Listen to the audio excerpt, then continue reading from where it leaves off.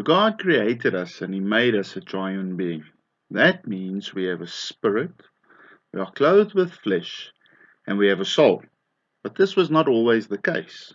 As we learned that in Genesis 1, God actually creates the heavens and the earth and everything in it, and He creates man and woman as a species on the sixth day, both man and woman. So these were fleshly men and women. They were clothed with flesh and they had a soul. In other words, a brain. Whereas only in Genesis 2 does God create the man Adam, a new creation. In fact, it's not a creation.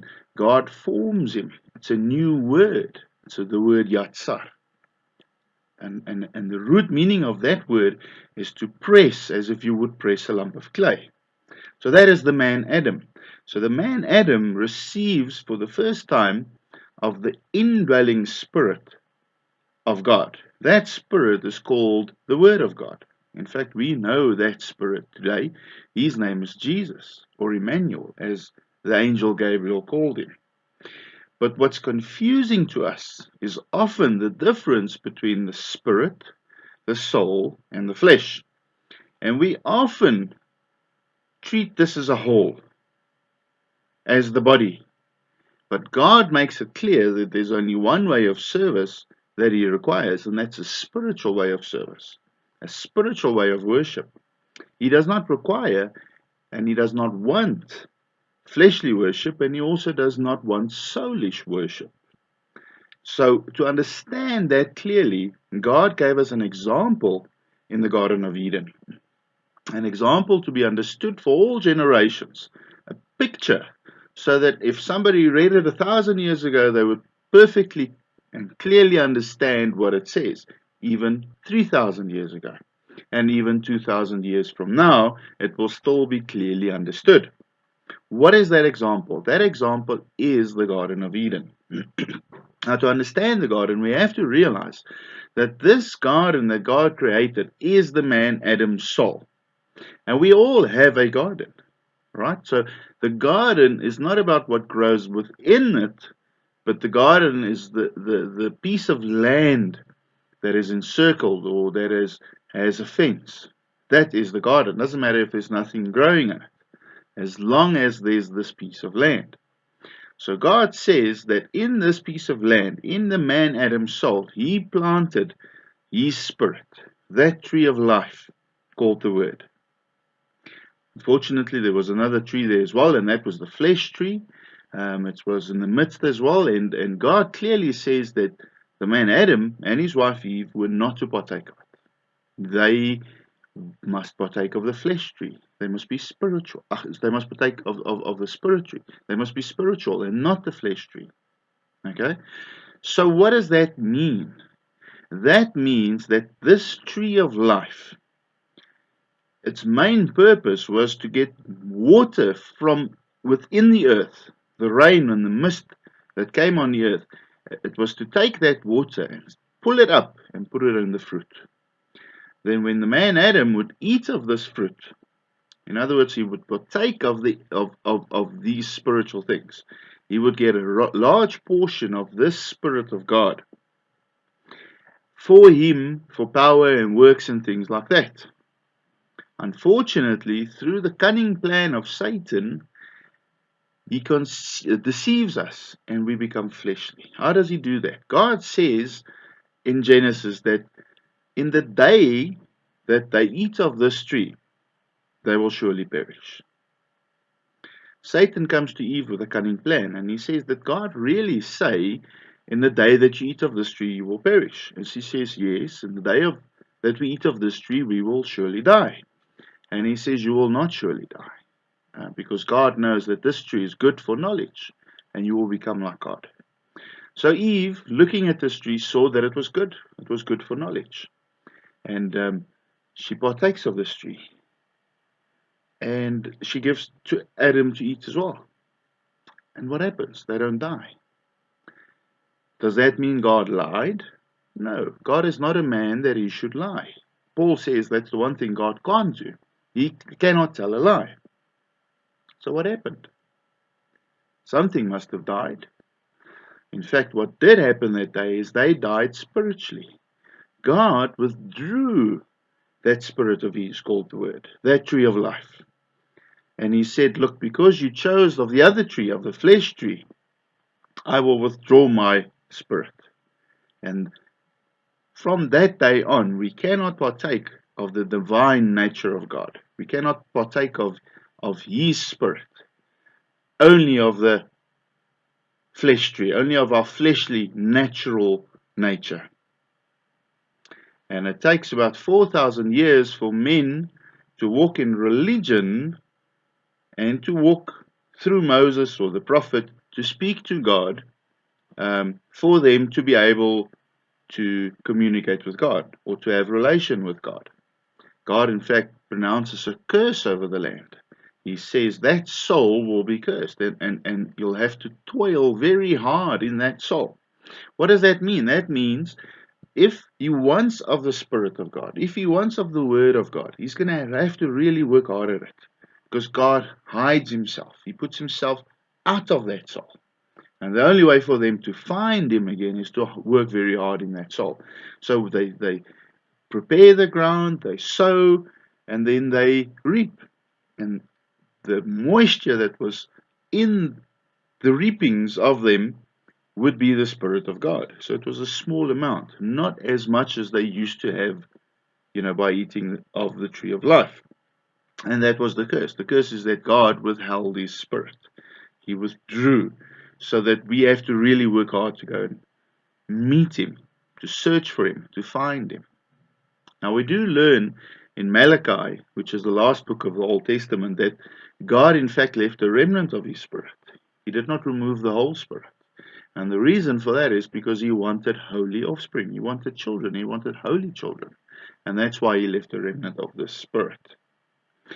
This is also why when Jesus walked this earth, some of the disciples came to him and said, Lord, I will follow you, but let me just go bury my father. And he said, let the dead bury the dead. What does that mean? That means that those Pharisees were walking around without spirit.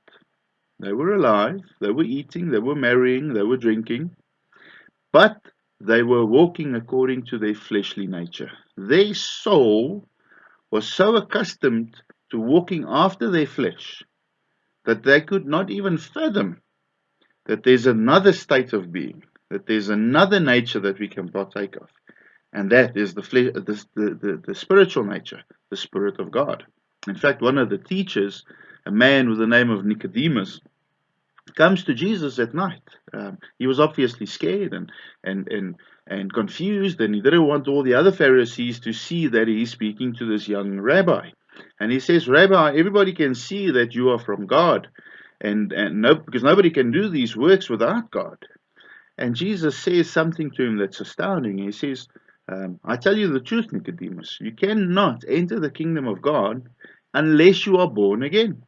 And he says, well, this is strange. I mean, this is unheard of. How can I go back into my mother's womb? And Jesus said, look, you have to be born out of water and out of spirit.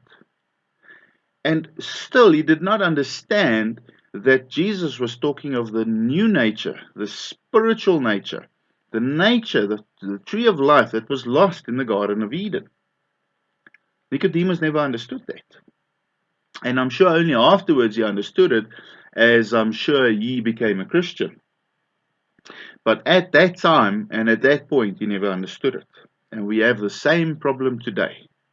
We often walk in religion. We go to church, we say our daily prayers, we even read the Bible. But we are still ruled by our old nature, by our fleshly nature, by that tree of knowledge of good and evil, and not by the Spirit of God. God says that He is Spirit, and He requires us to serve Him in spirit. That's what He requires. Jesus said this. He said this to the Samaritan woman at the well. He asked her for a drink of water, and she says, well, look, you're a Jew, and clearly you Jews don't drink with us Samaritans. And he says, well, look, if you know who it was that was speaking to you, give me some of your water. But he says, I will give you water that will quench your thirst, and you'll never have to drink water again. Speaking of the Spirit of God. And she could obviously clearly see that he was a prophet. And but he says these amazing words to her. He says, God is spirit, and he wants us to serve him in spirit and in truth. God is spirit. And whatever we put between us and his spirit is an idol. So, we are the temple of God.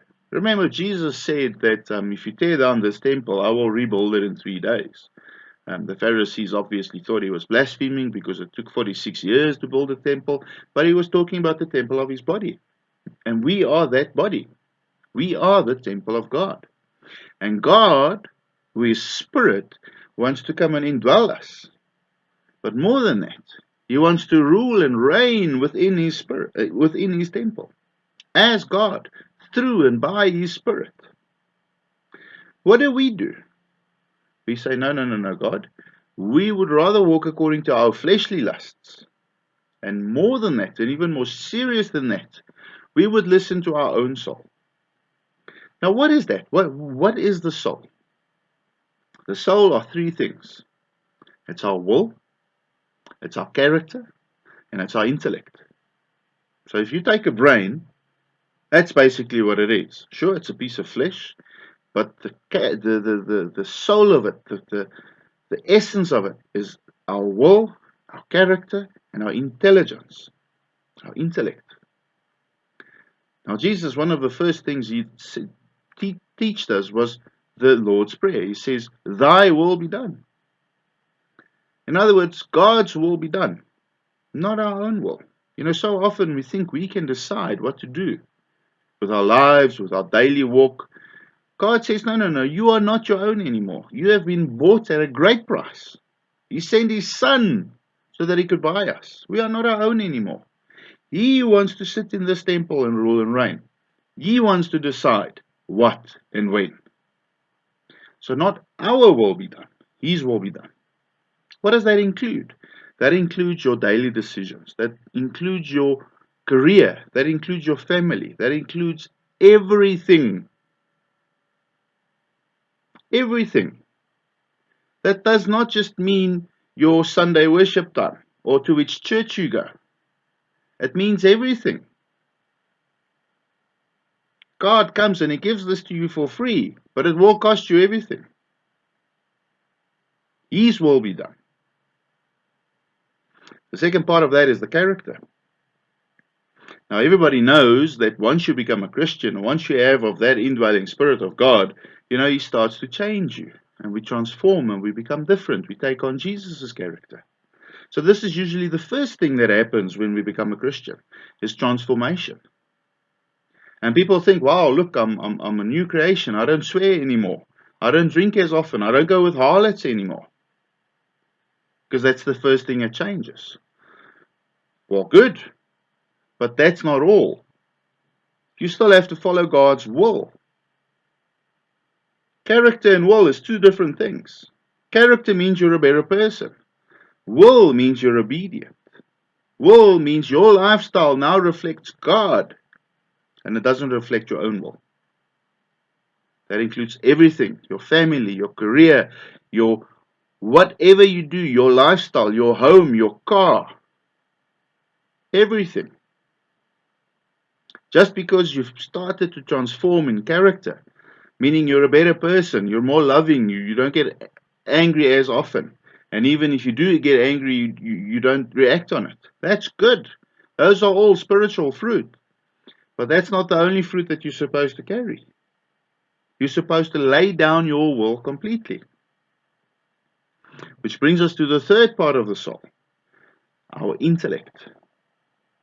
And this is so important, especially in today's life, where we have a career, where we have to look after our families, we have to look after ourselves, we have to worry about a pension, we have to worry about a medical aid, and there's so many pressures and things on us, and knowledge of how to live this life, that we walk according to our own intellect. Where if we, for instance, don't work on our career, we think we're doing something bad. When God says, look, don't worry about your career. Follow my intellect, because his ways are so much higher than ours. So in our mind, we need to lay away money, we need this, we need a pension fund. God says, give it away. Does that seem intelligent to you? Probably not. If you're thinking fleshly, that's the worst thing to do. You can't be giving away your money. But God says you're short-sighted. Give away your money so that you can have a pension in heaven. This is why we cannot walk according to our own intellect. So those three things, will, character, and intellect, that is our soul. And Jesus said the following. He said, whoever desires to save their soul will lose it. And whoever loses their soul for his sake shall gain it forevermore. What does that mean? That means that we have to die to self, not just our character. Friend, if you're transforming, and if you're becoming a better person, that's great, but that's only step one. You now have to submit to God, to his will. Perhaps his will is for you to change the church. Maybe your church is lazy. Maybe your church is wrong. Maybe your church is preaching money instead of God. Maybe it's God's will for you to quit your job. Spend more time with your family. Maybe it's God's will for you to check your understanding. And that which you think is right is in fact not. Your heart may make many plans, but it's God who directs your footsteps. The point of it is this. The very soul, all three aspects, must be down low so that God can rule and reign in it. This is what God said to Adam. He says, look, come and partake of the tree of life freely, as much as you like. Spiritual fruit. In other words, that means I will send you and direct you and guide you and tell you what to do. You will live according to my spirit. He says, but of the flesh tree you are not supposed to eat. So for 4,000 years, we were walking according to the flesh tree. Jesus came and he died on the cross so that when we believe, we receive of that spirit once again, of that tree of life, and he comes and he dwells within us. Now we live according to faith. We have to hear the voice of that tree, of that spirit called the Word. And the Word says, it will guide you a little to the left, a little to the right, but through faith. Unfortunately, within that garden, within our souls, there's still the flesh tree, that old fleshly nature. And Jesus clearly says that in Luke. He says, it is impossible for no offense to come. In other words, sin will come because we still have this fleshly nature. It will come. He says, but woe to those through whom it comes. What can we take from that? While we are here in the flesh, there will always be enmity between the spirit and the flesh. Our battle is not one. We still have to die to self daily. We need to take up our cross and follow Jesus daily. Now, often this fact is forgotten. People think Jesus wasn't serious when he said, take up your cross. What is a cross? Tozer once said, if there's one thing with a man with a cross on his back, is he's going to die. You need to take up your cross. It's an instrument of death. Your soul, meaning your will, your character, and your intellect, needs to die. That's what it means to take up your cross. So if it's God's will for you to leave your church, then do it. Take up that cross. Doesn't matter if your church serves nice cookies and coffee. Go to the next one, even if there's no cookies and coffee. But do according to the will of God. That is how your soul dies. You do his will. His will be done on earth as it is in heaven. Not our will. Not our character. And for certain, not our intelligence. Because whatever is wise within us is absurdness with God. The soul must die. Jesus came to earth to give us a new spirit that indwells us, that quickens us, that makes us alive. When he said, "It is done," it means his task was done. But we still have some work to do. Now, if we believe in him, we receive that spirit free of charge. For by grace we are saved. And that spirit will now lead us to transform. But there's a big difference between receiving the Spirit of God through grace and transforming. In other words, dying to self. That is called obedience. This is why James said that faith without works is dead. Okay, we have faith in the salvation that Jesus gave us. But if there's no works, it's dead. We have that Spirit, which we listen to through faith. But if we do not now walk according to that Spirit, we are dead.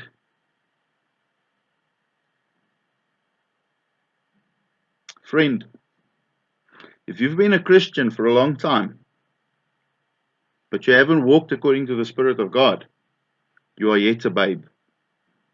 Like Paul says to the Corinthians, you have need of milk. Problem is, if you haven't grown, you're sitting in the wrong church. You're stuck to the wrong doctrines. If you are still a babe, you need to change your doctrines. You need to better food. You need to leave that church. You need to stop being stubborn. You need to die to self. If you have any questions, you're welcome to email me or comment, and we can discuss this. Till next time. Bye-bye.